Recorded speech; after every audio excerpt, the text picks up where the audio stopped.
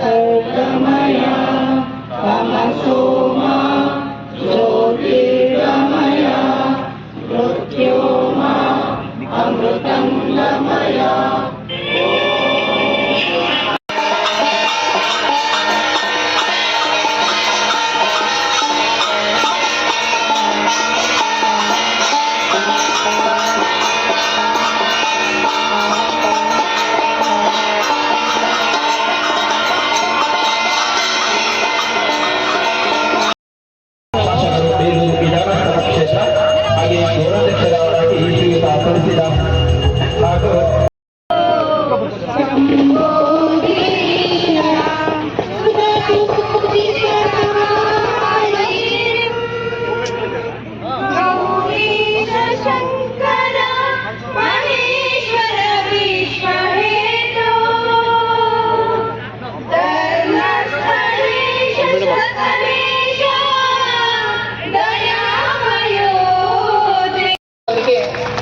ಇವತ್ತಿನ ವೇದಿಕೆಯಲ್ಲಿ ಹಸ್ತಾಂತರವನ್ನು ಮಾಡ್ತಾ ಇದ್ದೇವೆ.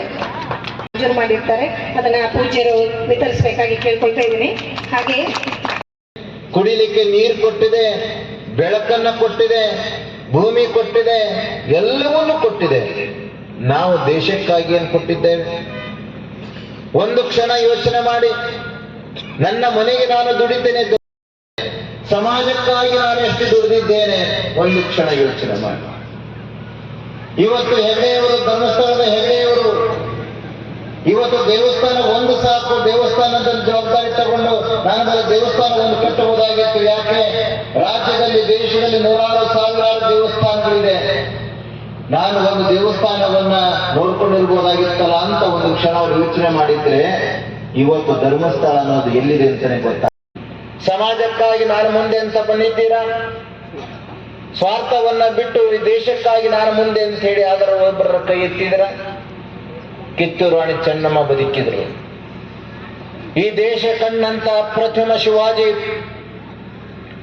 ಶಿವಾಜಿ ತಾಯಿ ಎಂಥ ಸಂಸ್ಕಾರವನ್ನು ಕೊಟ್ಟಲು ಶಿವಾಜಿಗೆ ಅನ್ನೋದನ್ನ ಆ ಕಥೆಯನ್ನ ಓದಿ ತಿಳ್ಕೊಳ್ಳಿ. ಯಾಕೆ?